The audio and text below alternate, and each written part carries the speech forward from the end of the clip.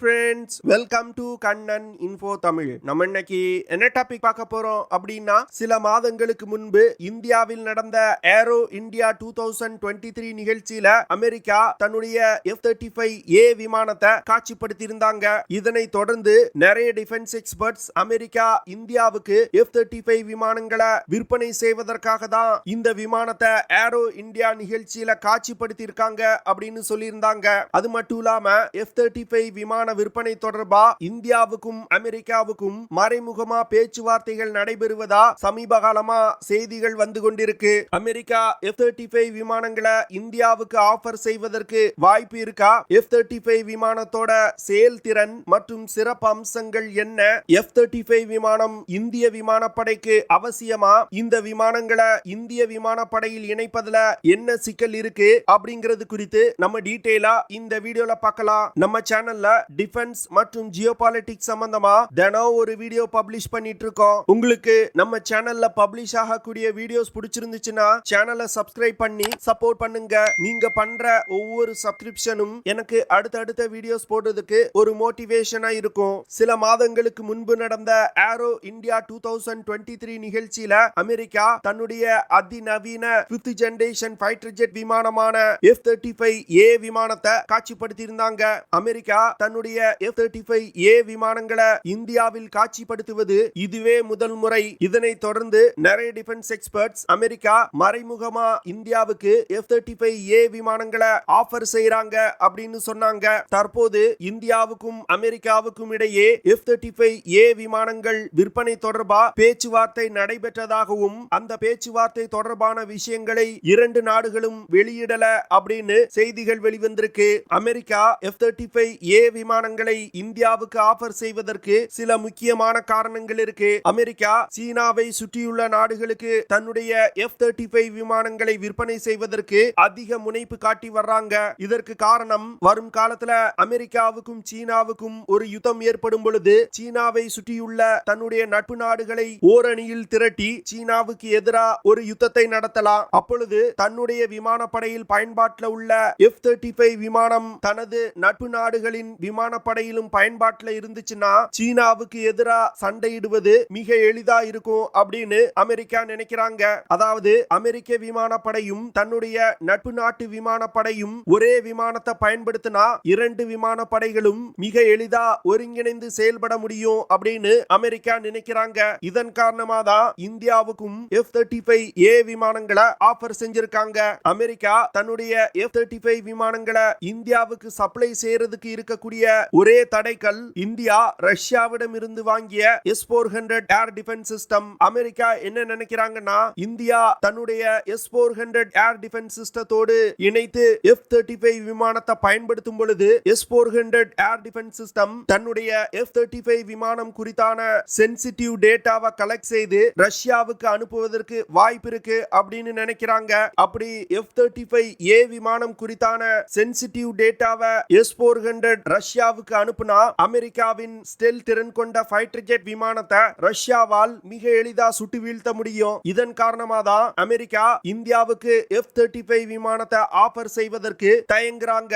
ஆனா அமெரிக்கா இப்ப என்ன சொல்றாங்கன்னா, இந்தியா தன்னுடைய F-35 விமானங்களை இயக்குறதுக்கு சில ஸ்டாண்டர்ட் ப்ரொசீஜர்ஸ் ஃபாலோ பண்ணா இந்தியாவுக்கு F-35A விமானத்தை சப்ளை செய்வதற்கு தயாரா இருக்கும் அப்படின்னு சொல்லியிருக்காங்க. அது மட்டும் இல்லாம இந்தியாவுக்கு தன்னுடைய F-35 விமானங்களை ஆஃபர் செய்வதற்கு இன்னொரு முக்கிய காரணமும் இருக்கு. அதாவது இந்தியா MRFA திட்டத்தின் கீழ் 114 ஃபைட்டர் ஜெட்டுகளை வாங்குவதற்கு திட்டமிட்டிருக்காங்க. இந்த பெரிய ஆர்டரை கைப்பற்றுவதற்கும் அமெரிக்கா தன்னுடைய பிரதான ஃபைட்டர் ஜெட் விமானமான F-35 விமானத்தை இந்தியாவுக்கு ஆஃபர் செய்றாங்க. F-35 விமானத்தை அமெரிக்காவின் லாக்ஹீட் மார்டின் நிறுவனம் தயாரிச்சிருக்காங்க. இதுவரைக்கும் 900க்கும் மேற்பட்ட F-35 விமானங்கள் தயாரிக்கப்பட்டிருக்கு. அமெரிக்காவின் F-35 விமானத்தை உலகின் பல்வேறு நாடுகள் பயன்படுத்தி வர்றாங்க. குறிப்பா சொல்லணும் அப்படின்னா Australia, Belgium, Canada, Germany, Israel, Italy, UK, Singapore, Poland, Norway, Netherlands போன்ற பல்வேறு நாடுகள் பயன்படுத்தி வந்துகிட்டு இருக்காங்க. F-35 விமானம் ஒரு single seater, single engine, all weather stealth தொழில்நுட்பம் கொண்ட மல்டி ரோல் காம்பேட் ஏர்கிராஃப்ட். இந்த விமானம் 15.7 மீட்டர் நீளமும் 11 மீட்டர் விங் ஸ்பேனும் 4 12.4 மீட்டர் உயரமும் கொண்டது.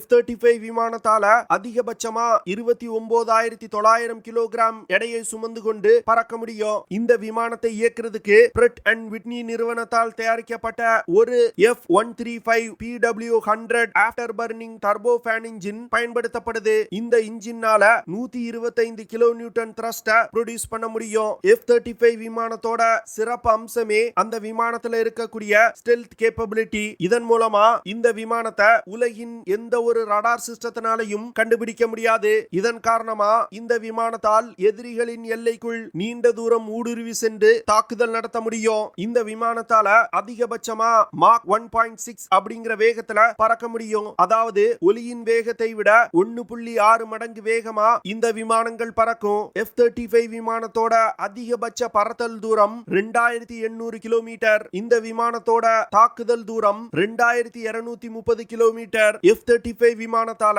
அதிகபட்சமா 50,000 அடி உயரத்துல பறக்க முடியும். F-35 விமானத்துல இன்டர்னல் வெப்பன் பே தொழில்நுட்பம் பயன்படுத்தப்பட்டிருக்கு. இதனால விமானத்தோட உள்புறத்துல ஆயுதங்களை சேமித்து வைக்க முடியும். குறிப்பா சொல்லணும் அப்படின்னா F-35 விமானத்தோட இன்டர்னல் வெப்பன் பேல 2600 கிலோகிராம் எடை கொண்ட ஆயுதங்களை எடுத்து செல்ல முடியும். அதுவே விமானத்தோட எக்ஸ்டர்னல் ஹார்ட் பாயிண்ட்ஸ்ல 8200 கிலோகிராம் எடை கொண்ட மிசைல்ஸ், பாம்ஸ், கிளஸ்டர் யூனிட்ஸ் போன்ற ஆயுதங்களை எடுத்து சென்று தாக்குதல் நடத்த முடியும். இந்த விமானத்துல 25 mm 4 பேரல் ரோட்டர் கேனான் இணைக்கப்பட்டிருக்கு. இந்த ரோட்டர் கேனான்னால ஒரே நேரத்துல 180 ரவுண்டுகளை ஃபயர் பண்ண முடியும். இந்த விமானத்துல பல்வேறு விதமான ஆயுதங்கள் இணைக்கப்பட்டிருக்கு. குறிப்பா சொல்லணும் அப்படின்னா AIM-9X சைட்வைண்டர் missile, AIM-120, AIM-132, MBDA நிறுவனத்தால் தயாரிக்கப்பட்ட மீட்டியார் போன்ற ஏர் டு ஏர் மிசைல்கள் இணைக்கப்பட்டிருக்கு. அடுத்து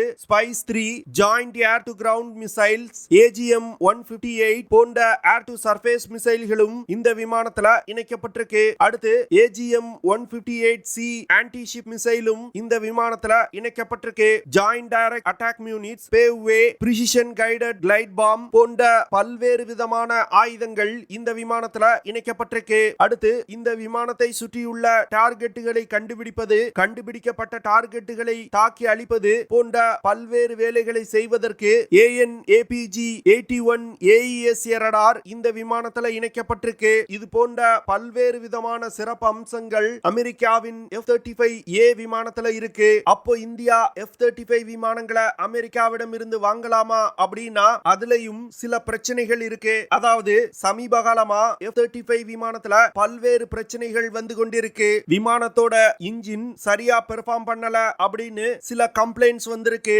அது மட்டும் இல்லாம F-35 விமானத்தோட ஃபைட்டர் அவைலபிலிட்டி ரேட் மிகவும் குறைவா இருப்பதா சொல்லப்படுது. அமெரிக்காவே F-35 விமானத்தோட அவைலபிள் ரேட் 54ல இருந்து 58% அப்படின்னு சொல்றாங்க. அதாவது அமெரிக்காவிடம் 100 F-35 விமானங்கள் இருந்துச்சுன்னா சண்டைக்கு தயார் நிலையில 54 முதல் 58 ஃபைட்டர் ஜெட்டுகள் தான் இருக்கும் அப்படின்னு சொல்றாங்க. இதுல இருந்து F-35 விமானத்தை மெயின்டைன் செய்வது மிகவும் கடினமா இருக்கும் அப்படிங்கிறது தெரியுது. அடுத்து அமெரிக்காவின் F-35A விமானத்தோட விலை 78 மில்லியன் அமெரிக்க டாலர். அதுவே தற்போது இந்திய விமானப்படையில் இணைச்சிருக்க ரஃபேல் போர் விமானத்தோட விலை 115 மில்லியன் அமெரிக்க டாலர். நீங்க கூட நினைக்கலாம், எதற்காக இந்தியா ஒரு 5th ஜெனரேஷன் ஃபைட்டர் ஜெட் விமானத்தை விட்டுட்டு அதிக விலை கொண்ட 4.5 ஜெனரேஷன் விமானத்தை வாங்கியிருக்காங்க அப்படின்னு. இதற்கான காரணம் விமானத்தை இயக்க ஆகும் செலவுதான். விமானத்தோட விலை ரஃபேல் போர் விமானங்களை விட குறைவா இருந்தாலும் விமானத்தை இயக்க ஆகும் செலவு